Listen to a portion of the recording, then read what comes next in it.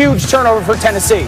Titans kick a field goal, and then this is inexplicable. Down 21-16. Rex, how does A.J. Brown score on this play? Not against the Ravens, you don't. By the way, Queen, you're a linebacker, man. That can't happen. Come on. Look at the knock him back. The power and the desire from A.J., but that's just an embarrassing moment there for usually the bullies on the block, which is Baltimore. Titans, a two-point conversion, puts them up 24-21. Under 2 minutes to go, Lamar Jackson scrambling, gets them in field goal range. They would set up for Justin Tucker. Was there ever any question he makes this big? No, absolutely no question, Greeny. Big trust. Justin Tucker, 29 yards, and it's good. We're going to overtime. Ravens win the toss. They're going to receive first. But, Dan, they would go nowhere fast. Lamar Jackson, nothing to do in the pocket. Yeah, there's no rhythm to this passing game. That sack comes through.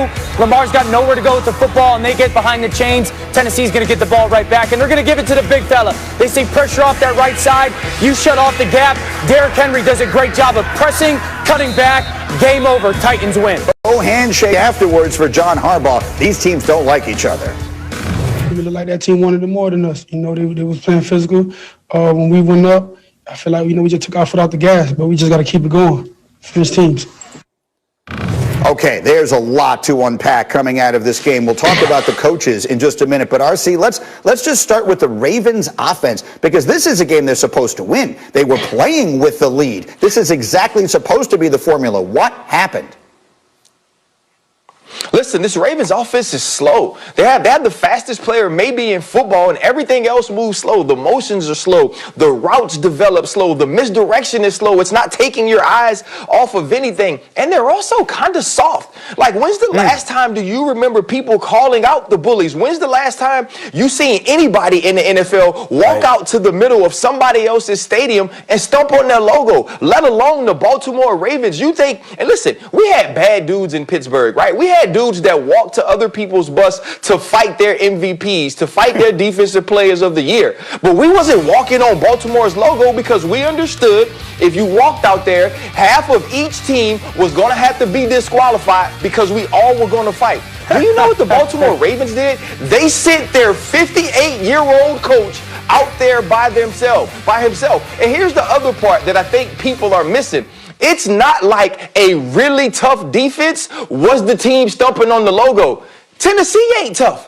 Tennessee gets ran through defensively. Tennessee doesn't tackle. But even they feel bold enough. They feel physical enough. They feel strong enough that they can go test the Baltimore Ravens like that before the game and then finish the game with their big-time running back pounding the football into the end zone, or their wide receiver running over 17 players on 2 different plays, and you can only have 11 on the field.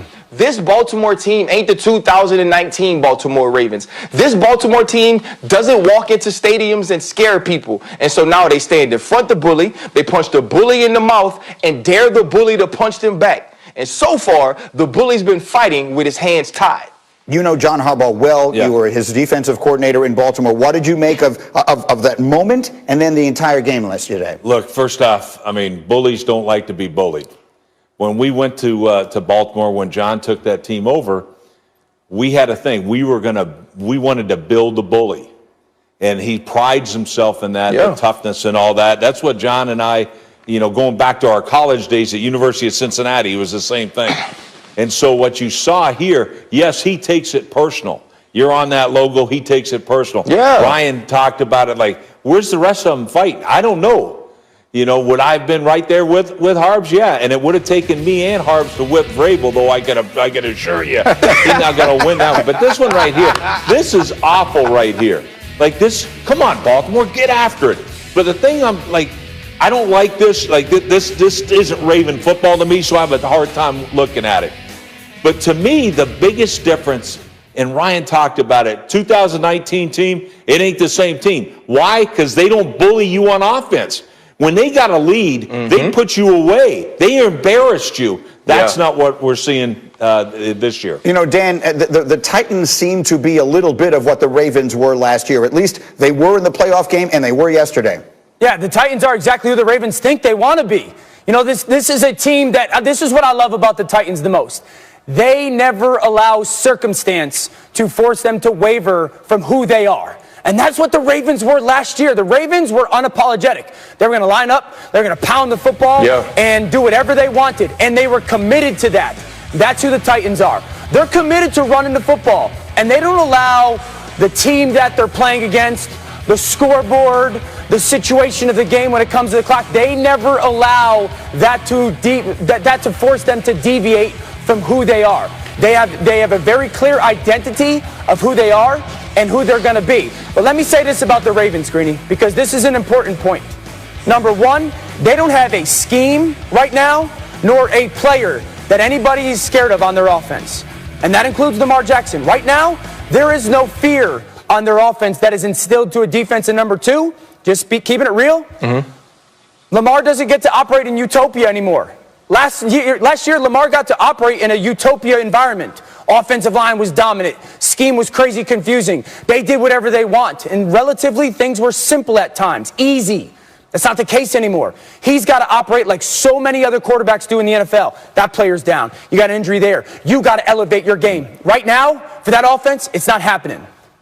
RC, it felt like the Ravens came into this season everybody's pick, and suddenly it feels like you could pick 5 teams in the AFC that you like better than Baltimore at this point. Can they turn it around before the end of the year?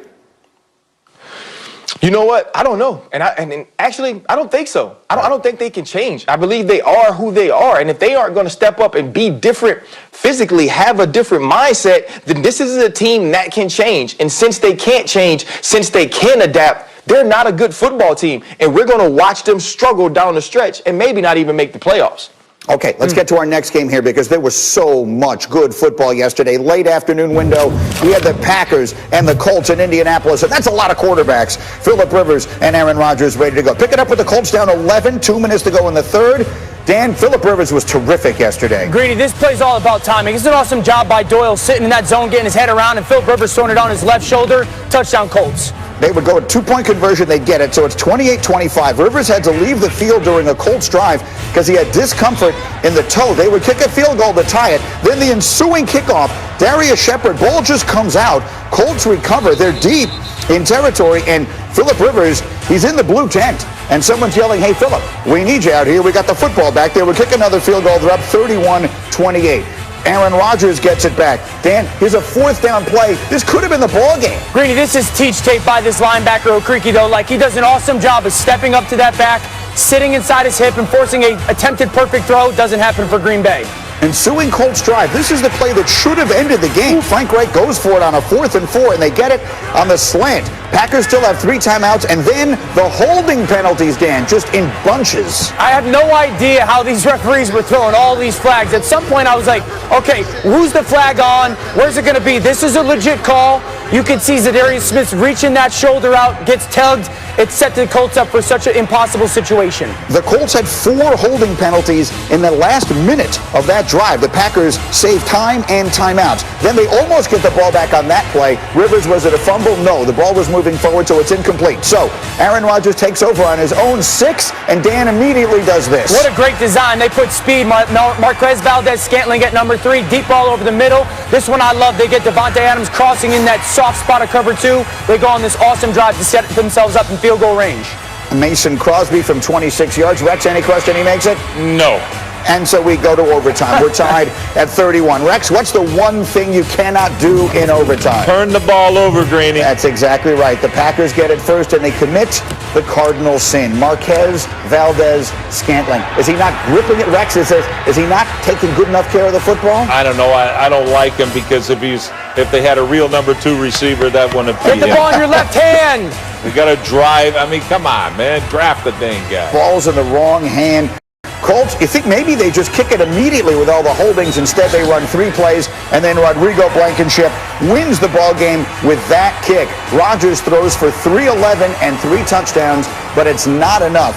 34-31 is your final score. What an extraordinary day that was. Dan Orlovsky, number 1 takeaway from what was, in its own way, maybe the best game of the day. Yeah, games like yesterday are why the Colts made the decision to go get Phillip Rivers. And he struggled that first month of this season. But yesterday, they win the game because of 2 reasons when it comes to Phillip Rivers. His experience and his toughness. We showed the clip of his toughness kind of coming out of that blue tent. But how about some of the throws in the second half? and his relation with Frank Reich and understanding that offense, some of these touch throws, the space where he knows, okay, there's the vacancy of the defense, there's the soft spot, I got to get this ball out of my hands, and he's just throwing it to places where only his receivers are going to be able to go and get them. This is the throws that we saw from Philip Rivers over the last 10 years, where it comes out of his hand looking a little weird, but only his guy can go make those plays. Yesterday was the perfect example. That's why the Colts went to go get Philip Rivers, because he was a difference maker for their offense. He played really well yesterday. RC, if you're on the Packers and you wake up this morning, how are you going to feel looking at the film? If you're the Packers and you wake up this morning, you're looking at this film and asking Matt LaFleur to stop the film at halftime. Hey, stop it when we were good. Stop it when we were physical. Stop it before we start to get dominated. If you're Jonathan Taylor, you come out in the second half and you think you're back in Madison, Wisconsin. They gave him the ball 6 straight times, and the Green Bay Packers couldn't stop it. And aside from the 2 big plays that you guys mentioned to Valdez-Scantling down the middle, the pass to Devontae Adams to set up the field goal, they couldn't get anything going offensively. That's why Rex is sitting over there pissed off now. That's why it doesn't matter what hand MVS had the ball in, because he said they needed a number 2. And in the second half, they looked like it. But you know what else they needed? They needed a run stopper. You know what else they needed? They needed a physical presence on defense. And we have seen this before from this team when the other team says, you know what, we're going to hand the ball off and dare you to stop us. They ain't stopped nobody yet. And we saw it again yesterday. Yeah. You were frustrated this morning talking about this team. Yeah, no, absolutely. I think it goes back to the draft. You could have used a guy. How would Jefferson look? Yep. How would T. Higgins look? Let alone CeeDee Lamb. That could be the difference maker with that type of offense to win games like that. You had another opportunity in the trade deadline that you still can't stop anybody. Your inside linebackers still stink. Like, to me, that is.